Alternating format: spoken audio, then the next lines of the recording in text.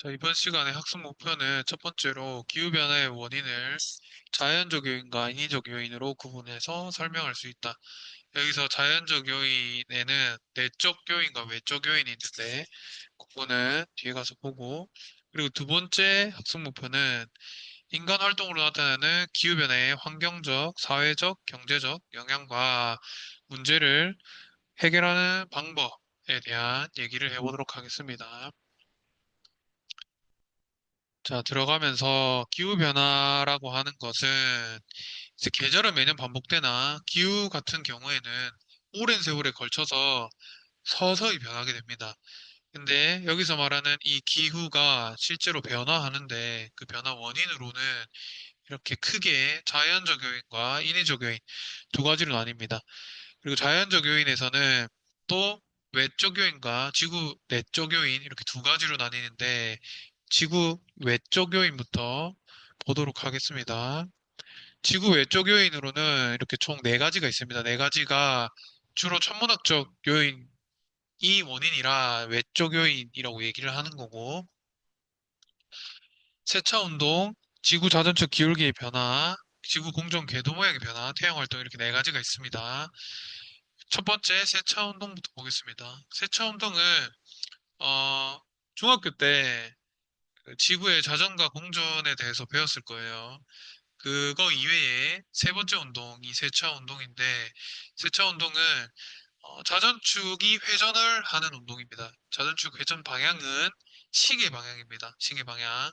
태양계의 거의 대부분의 회전 운동 방향이 반시계 방향인데, 이제 지구의 자전축의 회전 방향은 시계 방향이라는 거 까먹으시면 안 될 것 같고, 그리고 주기는 26,000년을 기준으로 회전을 합니다. 26,000년이 주기라는 것은 이제 자기 원래 상태로 돌아오는데 걸리는 시간이 26,000년이란 말이고, 그러면 지금 자전축의 방향이 이제 북극성을 향하는 방향인데, 13,000년이 지나게 되면은 직녀성을 향하는 방향으로 이렇게 반대로 변하게 됩니다. 다시 북극성 방향으로 돌아오는 데까지 26,000년이 걸린다. 그리고 세차 운동은 그 팽이가 쓰러지기 직전에 휘청휘청 하는 운동이랑 동일한 모양으로 운동을 하는데, 뭐 어렸을 때 뭐 탑블레이드 같은 거나 아니면은 뭐 팽이를 돌려본 기억이 있으면은 팽이가 쓰러지기 직전에 어떻게 운동하는지를 이제 본 적이 있을 거예요. 실제로 이렇게 휘청휘청 하면서 축이 흔들리게 되는데 그 축이 이렇게 시계 방향으로 회전하는 지구가 운동하는 그 거랑 똑같이 어, 운동하는 모양이다 해서 이제 팽이로 예시를 많이 듭니다. 그리고 세차 운동은 지금 현재 지구가 태양을 기준으로 완벽하게 원궤도로 돌고 있지 않기 때문에 타원 궤도로 운동하고 있는데, 그 타원 궤도가 정확하게 타원 궤도의 중심에 태양이 있는 게 아니라 중심에서 일부 떨어진 이 초점이라는 지점에 이제 태양이 존재하게 되고, 이 초점에 대한 내용은 3학년 때 이제 기하 벡터 수학 단원을 들으면은 그 타원궤도 방정식에 대해서 배웁니다. 그때 나오게 되는데 뭐 듣지 않으면 안 나오겠죠. 그래서 일단 정확하게 중심에 위치한 건 아니라는 거, 그리고 중심에서 조금 살짝 떨어져 있는 곳에 초점이라는 곳에 위치하고, 그리고 이 태양에 있는 위치가 중심을 기준으로 약간 오른쪽에 위치할 때 이제 이 가까운 지점을 근일점이라고 하고, 이 먼 지점을 원일점이라고 해요. 그 1년 중에 태양이랑 가장 가까운 날 근일점, 그리고 1년 중에 태양이랑 가장 먼 날 원일점, 이렇게 두 가지로 분류를 하는데, 현재 북반구에서 계절은 근일점일 때 겨울입니다. 기역 이렇게 외우면은 잘 외울 수 있겠죠. 원일점은 동그라미 두 개 해서 원일점 여름 이렇게 외우면 됩니다. 이게 겨울과 여름을 분류하는 기준은 우리가 사는 위치가 이렇게 북반구를 기준으로 위도 35도쯤에 살고 있잖아요. 그럼 내가 살고 있는 땅의 그림을 그리면은 이런 그림이 될 거고, 이 태양빛이 들어오는 각도를 보면은 요 정도가 되겠죠. 요 정도. 그리고 반대쪽에 원일점일 때 각도를 보면 이렇게 내가 서 있는 땅 그리고 들어오는 태양빛의 각도는 요 정도가 될 거예요. 원일점일 때랑 근일점일 때 태양빛이 들어오는 각도를 비교해 보면은 근일점이 더 작고 원일점이 더 크단 말이에요. 이게 의미하는 게 이제 우리가 하루 중에도 태양의 고도가 높으면은 덥듯이 각도가 크면 클수록 태양의 고도가 높다는 뜻이고 그 고도가 높을 때 더 많은 에너지, 단위 면적당 더 많은 에너지가 들어오게 되고 그래서 원일점일 때는 여름, 근일점일 때는 겨울이 됩니다. 기준은 북반구 기준입니다. 우리가 살고 있는. 그래서 현재 구조는 근일점일 때 겨울이고 원일점일 때 여름인 구조이다. 근데 이게 13,000년 지나서 반대로 되면은 이렇게 되겠죠. 이렇게 되면 근일점일 때 여름이 될 거고 원일점일 때 겨울이 됩니다. 이것도 마찬가지로 아까 그린 그림을 기준으로 어, 우리의 위치를 그려보면 이런 식으로 되고 태양빛이 들어오는 각도가 이렇게 되겠죠. 그래서 근일점일 때 여름이 되고 그 각도가 원일점일 때보다 크기 때문에 여름, 겨울 이렇게 반대로 된다.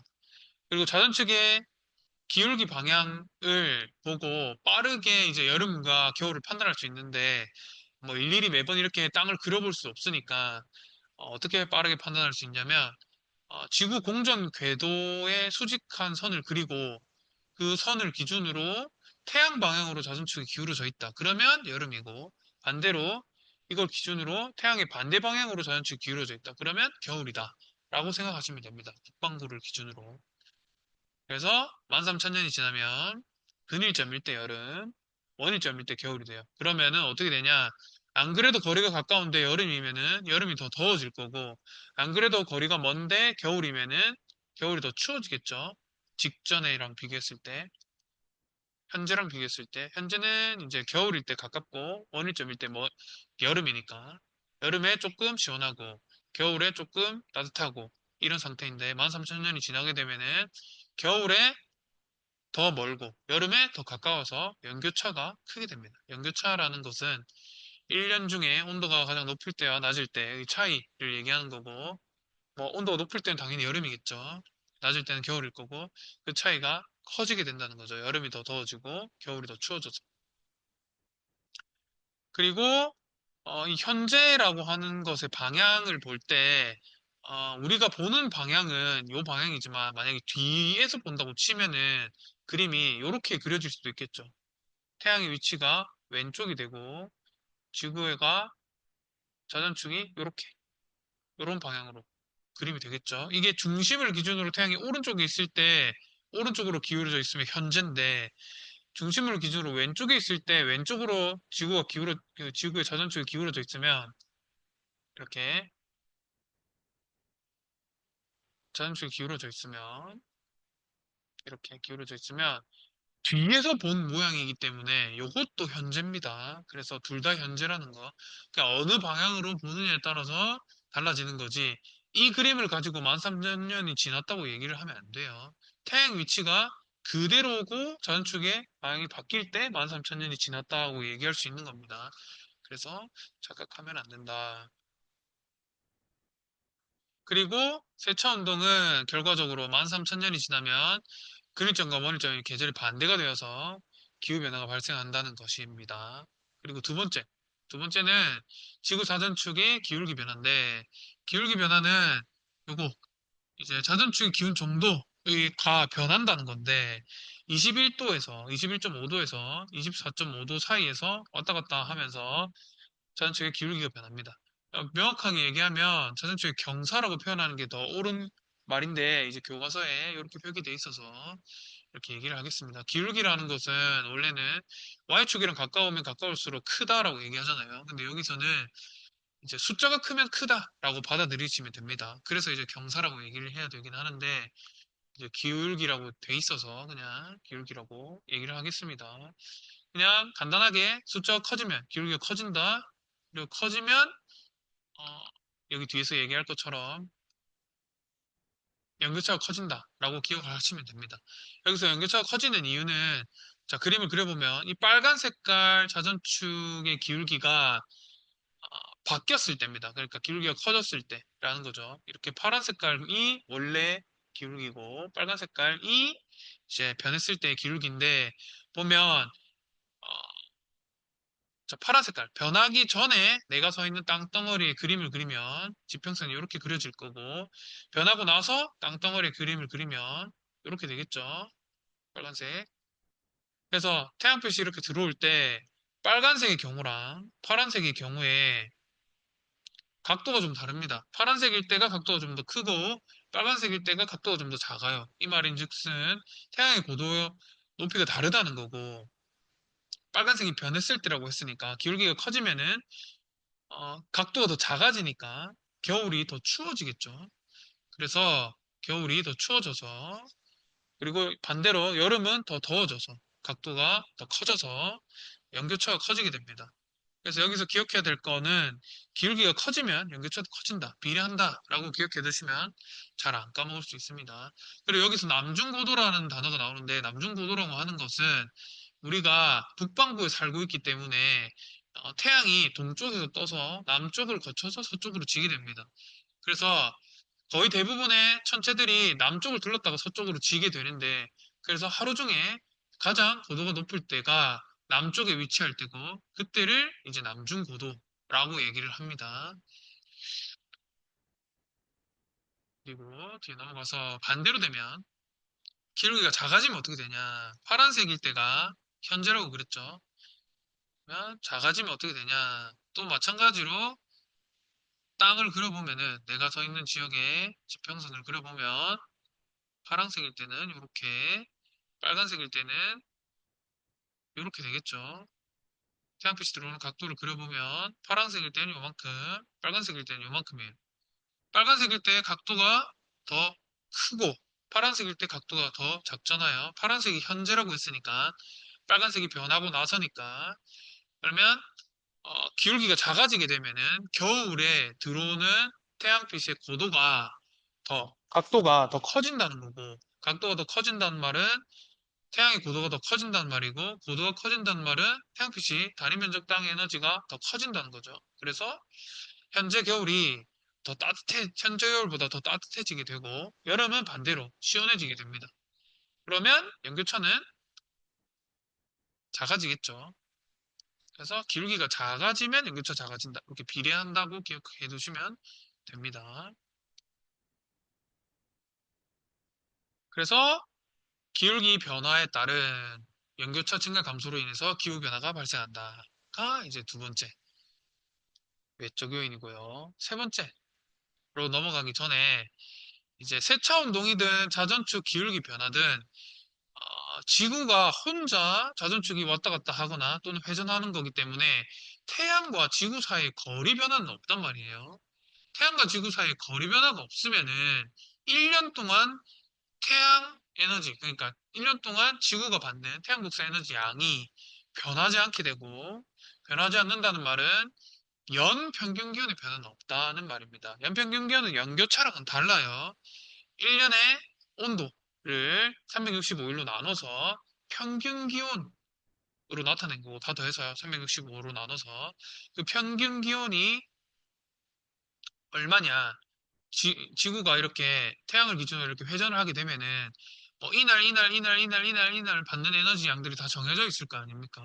왜냐면 이 태양을 기준으로 떨어진 거리가 어, 해당 월에 해당 날에 정해져 있기 때문에 그래서 뭐 2011년 뭐 11월 1일과 2012년 11월 1일, 2013년 11월 1일 이렇게 그 날에 정해져 있는 태양과 지구 사이의 거리만큼 이제 에너지를 받기 때문에 지구가 태양을 기준으로 이렇게 움직여도 그 날에 받는 에너지, 그 다음 날에 받는 에너지가 해가 바뀌면서 크게 변하지 않기 때문에 연평균 기온의 변화는 없습니다. 이 연평균 기온의 변화가 생기려면 지구와 태양 사이에 거리가 변하거나 또는 태양이 내보내는 에너지 양 자체가 변하게 되면은 평균 기온이 변할 수 있어요. 근데 이제 기울기 변화나 또는 세차 운동 가지고는 지구와 태양 사이의 거리 변화는 없기 때문에 연 평균 기온의 변화는 없고 1년 동안 받는 태양 복사 에너지 양의 변화도 없다고 얘기하는 겁니다. 연 평균 기온은 연교차랑은 다릅니다.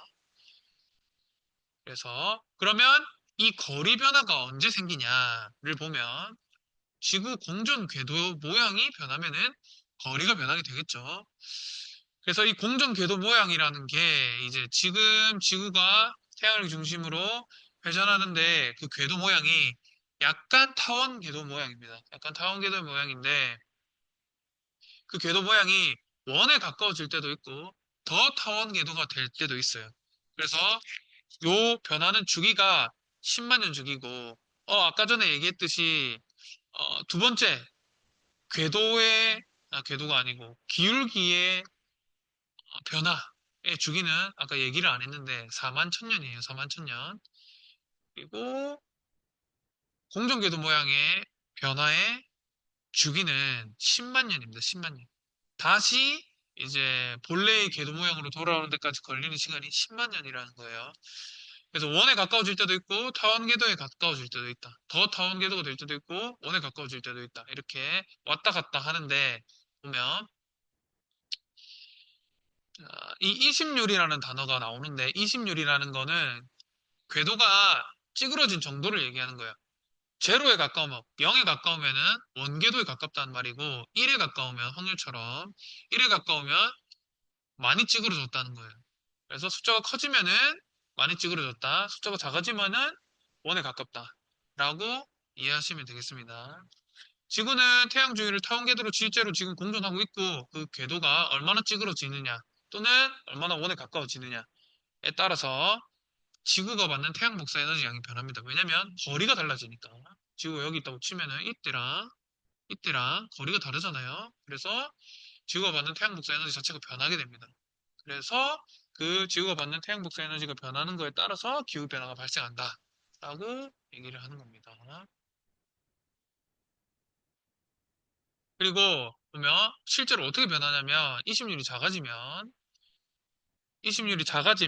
근일점과 원일점 사이 거리를 비교해 볼 때 이 점선일 때의 위치가 현재고 실선일 때의 위치가 변했을 때예요.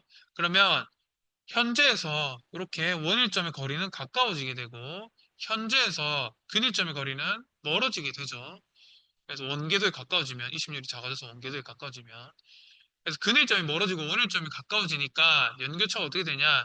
현재 근일점에서 겨울이잖아요. 북반구는 기읒기읒 이렇게 외우라고 그랬잖아요. 근일점일 때 겨울, 원일점일 때 여름. 인데 이제 겨울일 때 더 멀어지고 여름일 때 더 가까워지게 되면은 여름의 기온은 더 올라갈 거고 겨울의 기온은 떨어지겠죠. 그래서 연교차가 커지게 됩니다.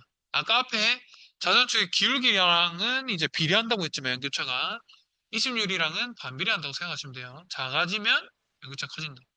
그러면 반대로 이심률이 커지면 연교차가 작아지겠죠. 이렇게 변화를 보면 파란색이 현재고 이렇게 실선이 변한 건데 원일점이 더 멀어지게 되고 근일점이 더 가까워지게 되면서 원일점일 때 여름이잖아요. 여름이 이제 거리가 좀 더 멀어지면은 태양이랑 기온이 좀 떨어지겠죠. 그리고 근일점일 때 겨울인데 태양이랑 좀 가까워지게 되면 겨울의 기온이 좀 올라가겠죠. 그래서 연교차가 오히려 떨어지게 된다. 그래서 이심률이 커지면 연교차 떨어지고 반대로 이심률이 작아지면 연교차 커진다. 이런 과정에서 기후변화가 발생한다라고 하는 겁니다. 세 번째, 이거요.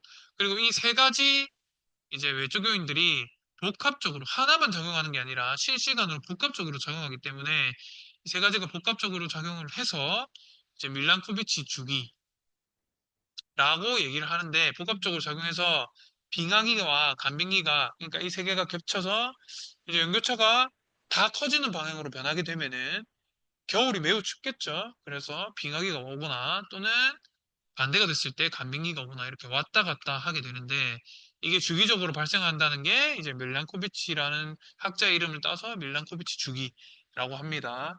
교과서에 보면은 밀란코비치라는 사람이 뭐 하는 사람인지 나와 있고 교과서 어디에 나와 있냐면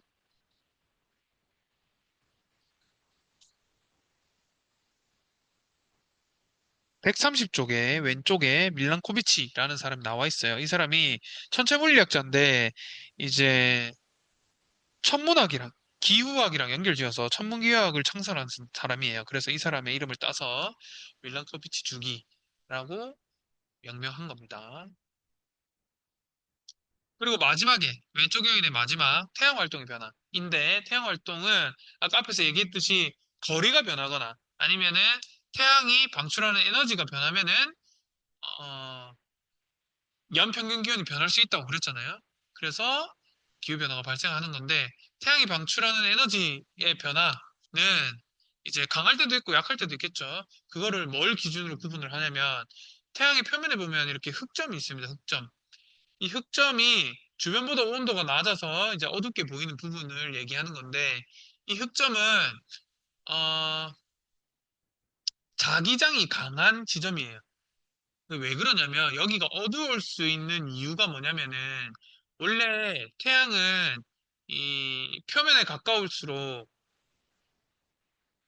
이 중심부랑 다르게 이 표면에 가까운 곳에서는 대류로 에너지를 전달해요. 대류로 에너지를 전달하는데 이제 나중에 여러분들이 그 별의 내부 구조를 배우게 되면 또는 에너지 전달 방식을 배우게 되면은 좀 더 이해가 쉬울 텐데 배우고 나면은 좀 더 이해가 더 쉬울 겁니다. 여기 보면은 태양과 같은 질량을 가진 별들은 표면의 근처에서 대류라는 방식으로 에너지를 전달하게 되는데, 그래서 이렇게 표면에 보면 쌀알 무늬가 생겨 있어요. 쌀알 무늬가 이제 그려보면 이렇게 상승부랑 하강부가 있어요. 상승부에는 좀 밝고 하강부에는 주변에 좀 까만 이런 구조를 띠고 있는데 이게 대류라는 에너지 전달 방식을 선택했을 때 나타나는 현상이란 말이에요. 그러면 이렇게 내부에서 바깥으로 에너지를 대류를 통해서 전달해 주는데 이 흑점이 있는 곳에는 대류가 잘 일어나지 않아서 무언가에서 방해받아서 대류가 잘 일어나지 않아서 주변보다 좀 어둡게 보이는 겁니다. 그래서 대류가 잘 일어나지 않는 이유가 아까 얘기했듯이 자기장이 강한 부분이고 그 자기장이 대류를 억제하게 되고 그래서 이 자기장이 억제하는 것 때문에 주변보다 이제 열 전달이 덜 되게 되고 그래서 온도가 낮아서 까맣게 보이는 거예요. 그래서 이 흑점이라는 것의 개수가 많으면 많을수록 자기장이 강하다는 뜻이고 태양 활동이 활발하다는 거예요. 그래서 흑점의 개수가 많은 극대기와 그리고 개수가 작은 극소기가 있어요. 극대기에서 다시 극대기까지 걸리는 기간이 11년이에요. 그래서 이건 주기가 11년이고 극대기면 태양 활동이 활발하다. 흑점 개수가 많으면 태양 활동이 활발하다. 극소기면 흑점의 개수가 작아서 태양 활동이 덜 활발하다. 해서 활발하고 그렇지 않은 시기를 구분하게 되고 활발하면 더 많은 에너지가 지구로 들어올 거고 그렇지 않으면 더 적은 에너지가 지구로 들어오겠죠. 그래서 기후가 변한다는 겁니다. 이게 네 번째, 외적 요인의 네 번째. 그래서 외적 요인을 정리해보면 처음에 얘기했던 것처럼 이렇게 총 네 가지가 있습니다. 세차운동, 지구 자전체 기울기 변화, 지구 공전 궤도의 모양의 변화, 태양 활동 이렇게 네 가지가 있습니다. 그리고 내적 요인으로 넘어가면 내적 요인은 외적 요인보다는 비교적 간단한데 이렇게 하나, 둘, 셋, 네 가지가 있어요. 대기 조성의 변화, 빙하 식생 분포의 변화, 대륙과 해양의 분포 변화, 기권과 수도권의 상호작용. 여기서 기권과 수도권의 상호작용은 우리가 직전에 배운 단원인 엘니노는 아니냐 배웠잖아요. 그거와 해양 현상과 그 위에 그 해양 현상의 변화로 인해서 대기가 영향을 받고 그 대기와 해양이 서로 상호작용하면서 변하는 기후 변화가 이 기권과 수권의 상호작용에 해당하는 거고 나머지 세 가지는 보겠습니다.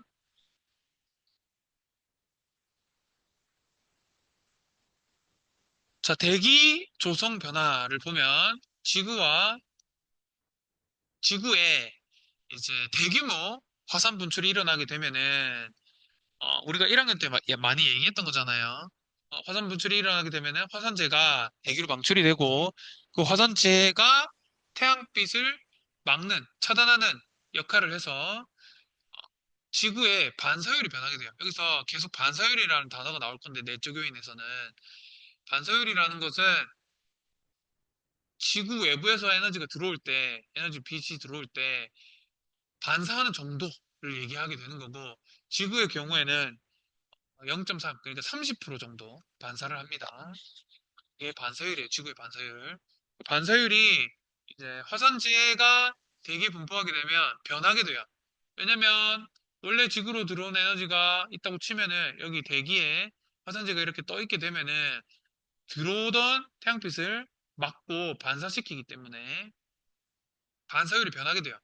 반사율이 더 증가하게 되고, 반사율이 증가한다는 말은 흡수를 덜 한다는 말이고, 흡수를 덜 하게 되면 에너지가 떨어지겠죠.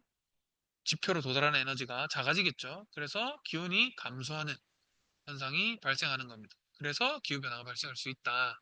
예시입니다, 예시. 대기 조성의 변화의 예시. 이런 일에 의해서 대기 조성이 변하면은 이제 반사율이 달라져서 평균 기온이 변한다. 또 다른 예시들도 있겠죠. 그리고 두 번째. 두 번째는 빙하 식생 분포 변화인데, 빙하 같은 경우에도 마찬가지로 반사율이 이제 좋은 아이예요. 예를 들어서 여러분들이 게임이나 이런 것들을 하다 보면은 눈이 있는 장소나 또는 실제로 눈이 있는 장소에 가서 눈을 뜨고 있으면은 태양빛이 비칠 때 그 태양빛이 반사되는 정도가 그냥 지표면보다는 더 많이 반사됩니다. 그래서 빙하는 반사율이 좋은 아이인데, 반사가 잘 되는 아이인데, 빙하의 면적이 줄어들게 되면은 지구의 반사율이 감소하게 되고, 지구의 반사율이 감소한단 말은 흡수를 더 많이 하게 된다는 거죠. 평소보다.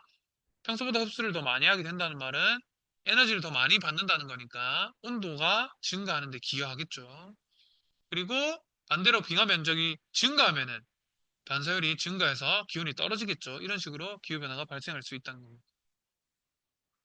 그리고 식생 분포 변화는 간단하게 예시를 들면은 머리털이 있을 때랑 머리털이 없을 때 비교해 보면 반사되는 정도가 다르잖아요. 머리가 많이 있으면은 두피가 안 보이죠. 반사가 덜 되고, 그리고 머리가 많이 없으면은 반딱반딱해서 반사가 잘 되는 어, 그런 현상이 나타나는데, 우리의 머리에서도 지구도 마찬가지라고 생각하면 돼요.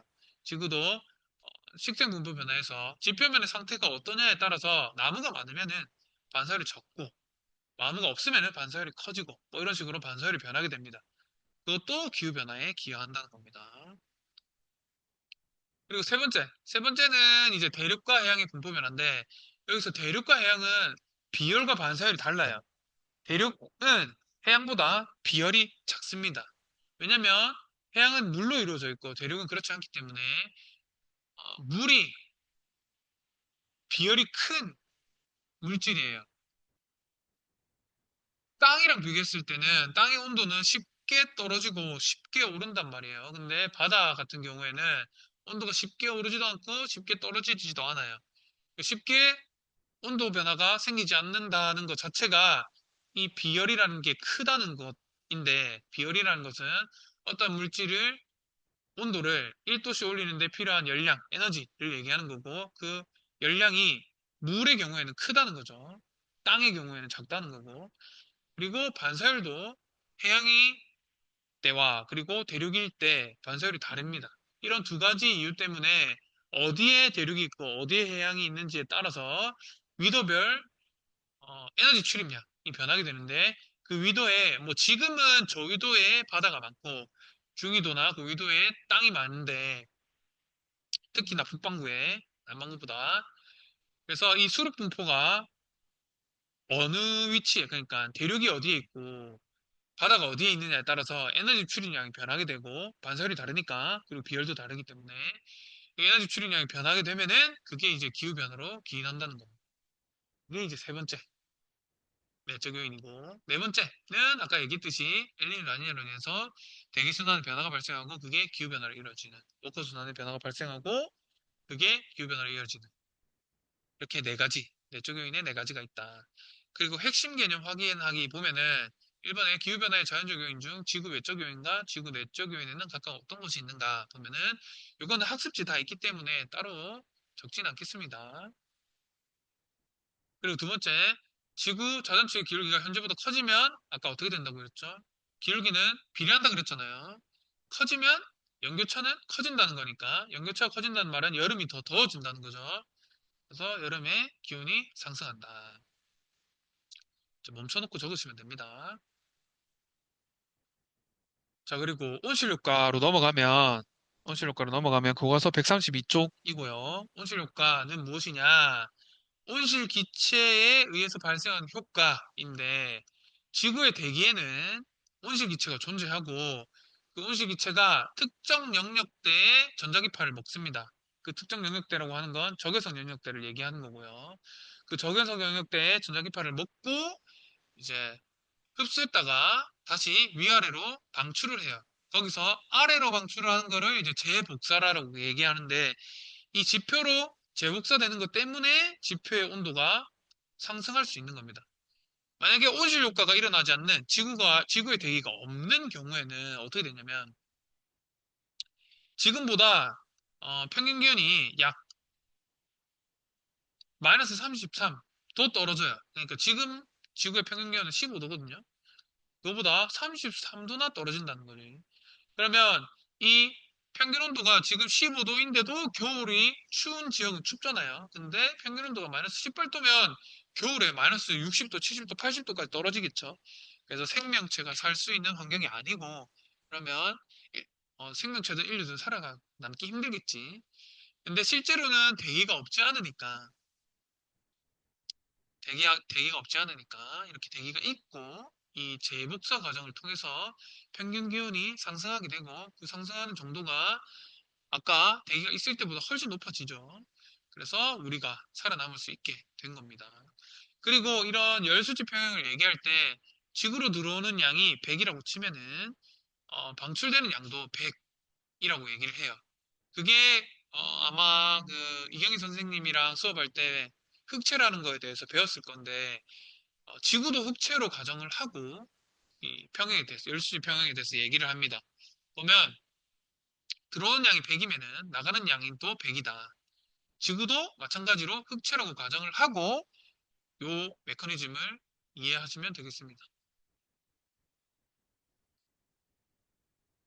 자, 지구의 대기에서 추가율이 좋은 전자기파는 무엇이냐면 가시광선이에요. 가시광선. 그래서 우리가 가시광선을 볼 수 있게 진화를 했겠죠. 투과율이 좋으니까. 가시광선 이외에 자외선 같은 경우에는 오존층에서 한번 걸러지고 그리고 적외선 같은 경우에도 온실기체에 의해서 흡수됩니다.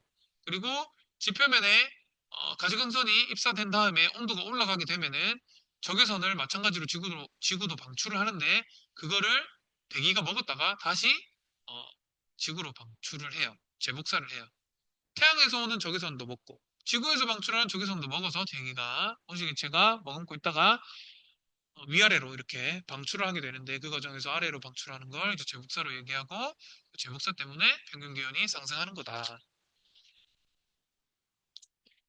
그래서 온실 효과 자체가 나쁜 것은 아니고 온실 효과 때문에 우리가 살아갈 수 있는 것인데 온실 기체가 증대되는 것 때문에 우리가 흔히 말해 이때까지 얘기했던 온난화라는 현상이 일어나는 건데 그 온실 기체의 예시는 수증기, 이산화탄소, 메테인, 이산화질소, 산화이질소 이렇게 있는데 수증기는 사실 조절할 수 없어요, 인류가. 조절할 수 있긴 하지만 하면은 물의 순환 과정에 인류가 개입하는 거라서 인위적인 개입이 일어나는 거라서 이상 기후가 발생할 가능성이 높습니다. 그래서 수증기를 조절할 수는 없고 우리가 그 다음에 많은 이산화탄소를 배출량을 조절해야 된다라고 얘기를 하는 건데 어, 온실 기체 중에 제일 가장 큰 온실 효과를 일으키는 건 수증기고 그 다음이 이산화탄소입니다. 왜냐하면 수증기가 제일 많거든요. 그 다음에 많은 게 이산화탄소고 이걸 조절할 수 없으니까 우리는 이산화탄소에 대해서 얘기를 하는 것이다. 이산화탄소는 산업혁명 이후에 그 화석연료의 사용량 증가 때문에 이산화탄소가 대기 중에 방출되는 양이 많아지고 그것 때문에 지구온난화가 발생하고 문제가 되고 있죠. 최근까지도.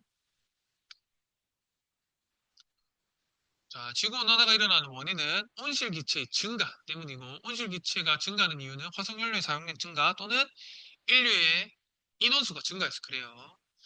예전에 인류 인원수는 이제 쌤이 여러분 나이일 때는 60억, 세계 인구가 60억 정도였는데 지금은 80억이 넘어요.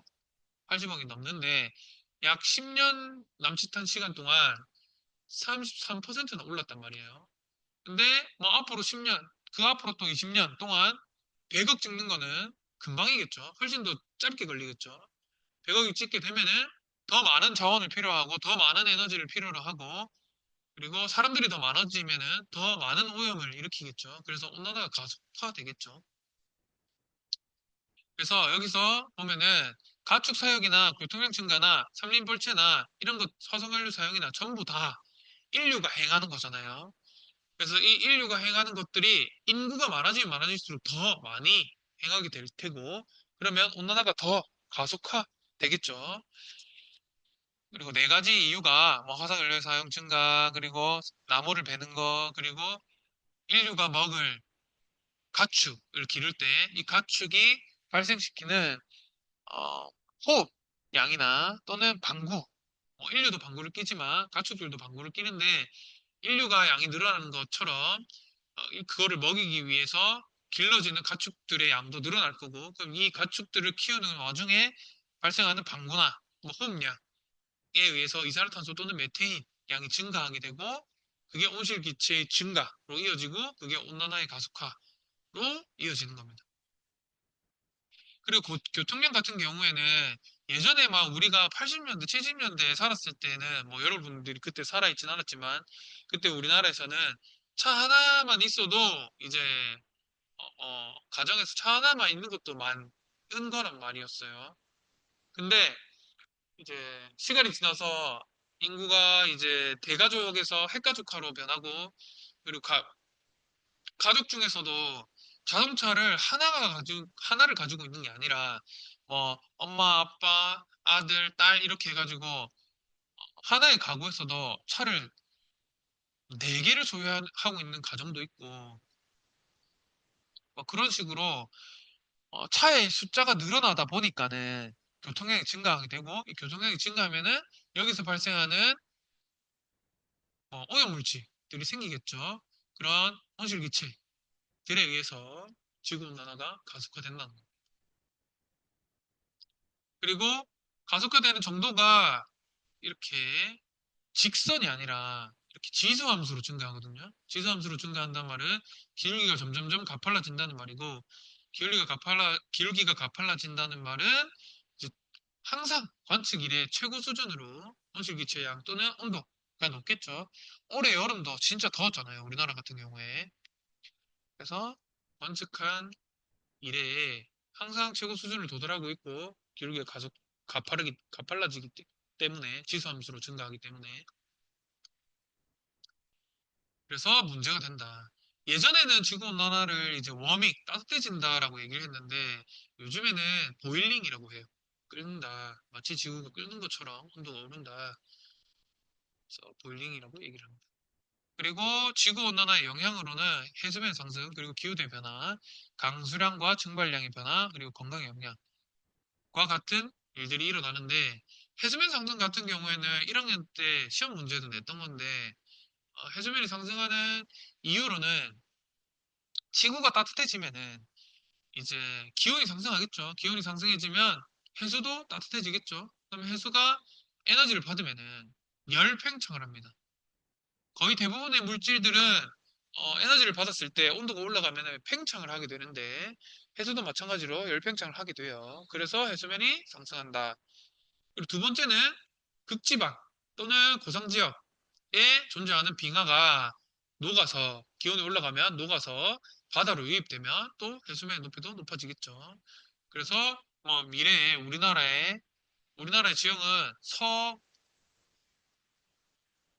서동고소저형 지형이잖아요. 그래서 똑같이 해수면이 상승한다고 가정했을 때 비교를 하면은 서쪽이 줄어드는 면적이 훨씬 더 큽니다. 왜냐면 서쪽이 평야 그리고 지대가 낮은 곳이 많아서 이제 해수면이 상승했을 때 더 많은 피해를 입게 되겠죠. 그리고 바다와 가까운 해안 지역, 특히나 부산, 우리가 살고 있는 지역과 가까운 곳에는 뭐 부산, 그리고 김해도 뭐 강해 하류 쪽이라서 피해가 있을 수 있겠죠. 해수면이 상승하면은. 그리고 서쪽에 평야가 많으니까 우리나라 같은 경우에 경작지가 침수되게 되면은 식량난 문제가 생길 수도 있겠죠. 그러면 뭐 나라 간에 전쟁이 생길 수도 있지.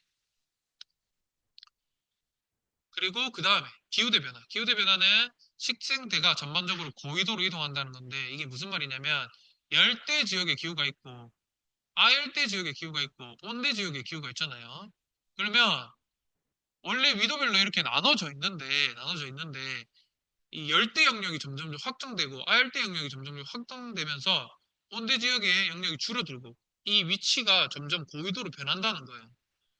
그래서 원래 우리나라에서 남쪽에서 재배하던 작물들이 더 고위도에서 재배해야 되고 우리나라에서 재배가 안 되던 아열대 작물들이 재배가 가능해지고 이런 식으로 식생대가 전반적으로 고위도로 이동하는 추세가 생기더라.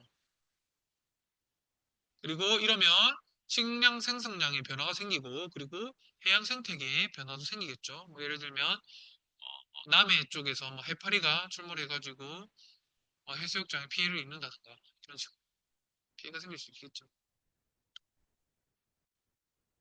그리고 세 번째는 이제 강수량도 증발량 변화인데 당연히 기온이 오르면은 증발량도 증가할 테고 증발이 많이 일어나면은 대기 중에 수증기량이 많아지니까 강수량도 증가하겠죠. 그래서 집중호우나 또는 비가 많이 오던 곳에 비가 더 많이 오거나 아니면 비가 원래 와야 하는 곳에 비가 안 내리게 되는 이런 이상한 현상이 발생할 수 있다. 홍수나 가뭄이 발생할 수 있다.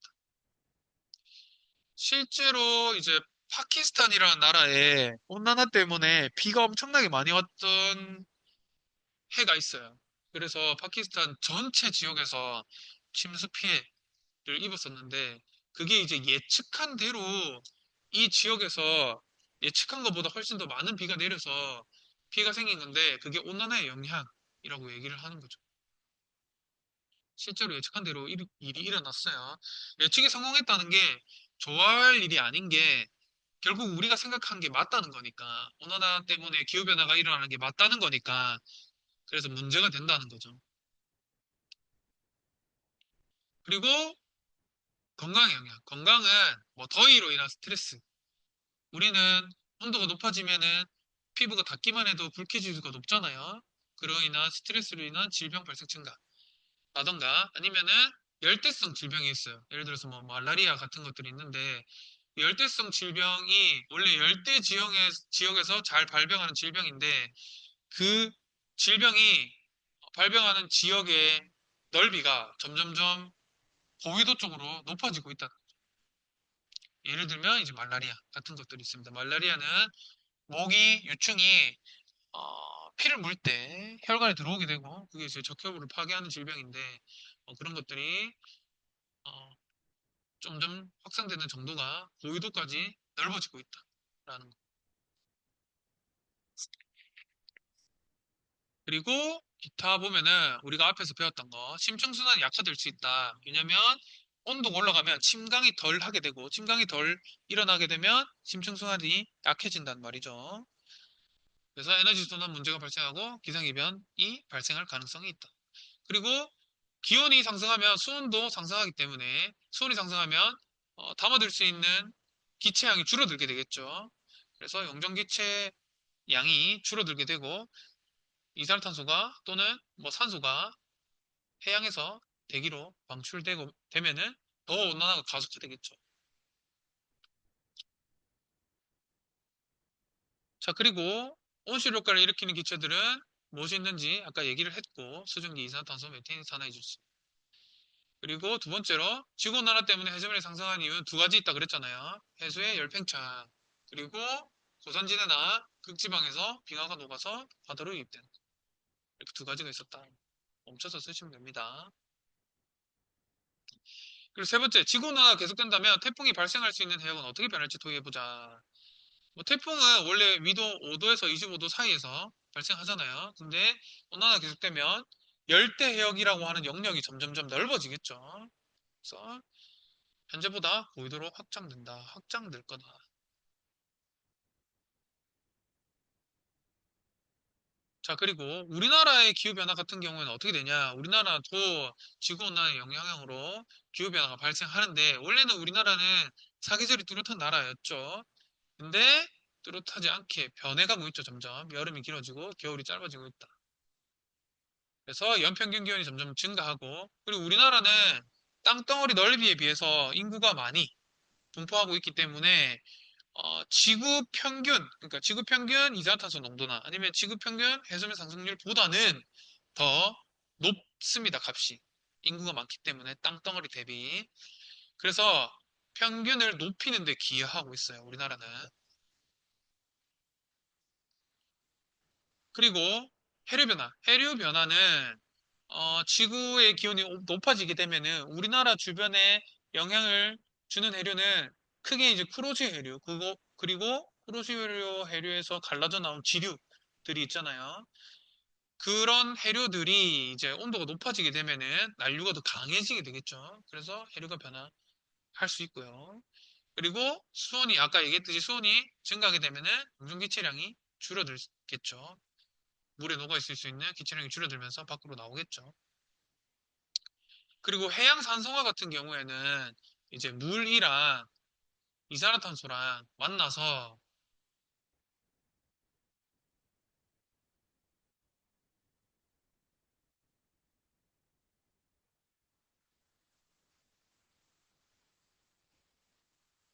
이렇게 수소 이온을 만들게 돼요. 수소 이온. 이산화탄소랑 물이랑 만나서.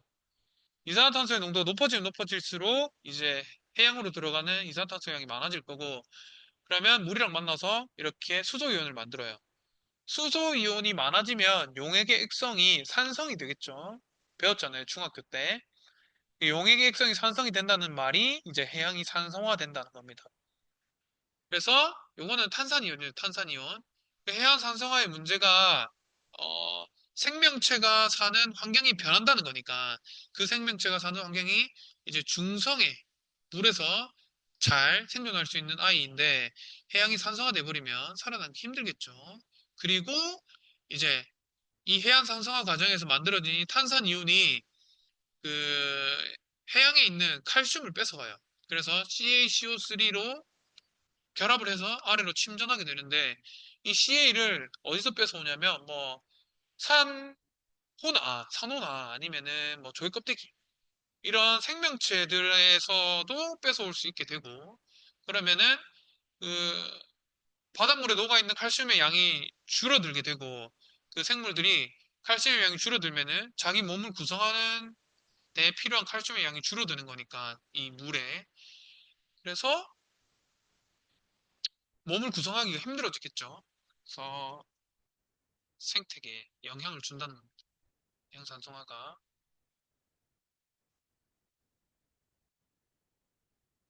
방금 적어뒀던 화학식은 그 133쪽에, 아니 135쪽에 2번에 보면은 해양산성화되는 까닭 그 부분에 적어두면 좋을 것 같습니다. 그리고 기후변화에 대한 대응으로는 국가적인 협약과 재생에너지 개발, 그리고 이산화탄소 포집 저장이라는 과정을 통해서 해결해 나가고 있는데, 기후변화 협약 같은 경우에는 국제적으로 나라 간에 협약을 맺어서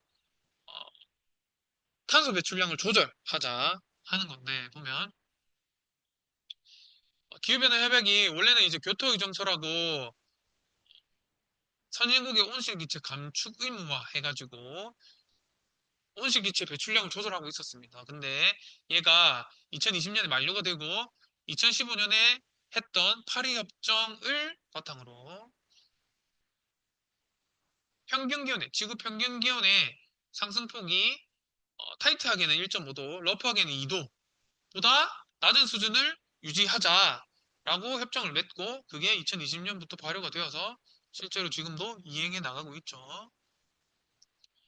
그리고 두 번째로는 재생에너지 개발인데 화석연료의 사용량 증가 때문에 문제가 되는 거니까 화석연료 대신에 다른 에너지를 사용하면 되겠죠. 그 다른 에너지가 재생에너지 또는 신재생에너지들이 있는데 태양열이나 태양광이나 풍력, 폐기물, 지열 이런 것들은 다시 쓸 수 있는 에너지이고 그리고 화석연료는 매장량이 한계가 있고 그리고 그거를 사용하는데 온실기체가 발생하기 때문에 이런 것들로 대체하게 되면은 배출되는 탄소 양이 줄어들겠죠.